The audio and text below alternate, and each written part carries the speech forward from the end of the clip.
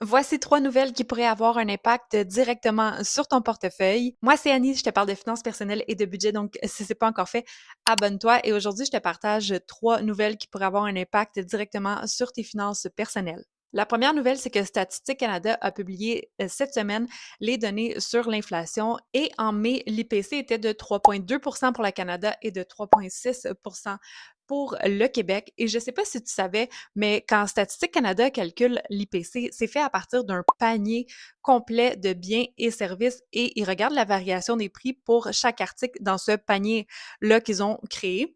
Donc, quand on dit que c'est 3,2 pour le Canada et 3,6 pour le Québec, ben ça représente l'augmentation moyenne de tous les biens et services dans ce panier-là. Ce qui a fait augmenter l'IPC particulièrement au mois de mai, ben c'est l'essence.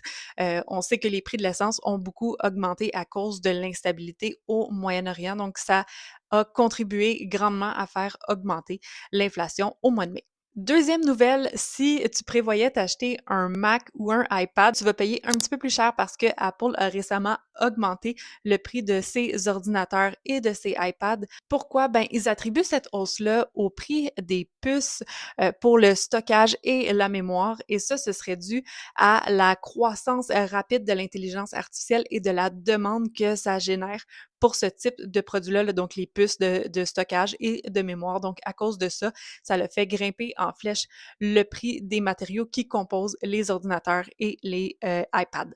Donc, on parle d'une hausse de quelques dizaines à quelques centaines de dollars, tout dépendant des produits. Dernière nouvelle, ça va peut-être pas avoir un impact sur ton portefeuille tout de suite, mais ça va être intéressant à savoir pour dans plusieurs années, tout dépendant de ton âge. Il y a la chaire en fiscalité de l'Université de Sherbrooke qui a publié une nouvelle étude sur la charge fiscale où ils ont comparé la charge fiscale des salariés et des retraités.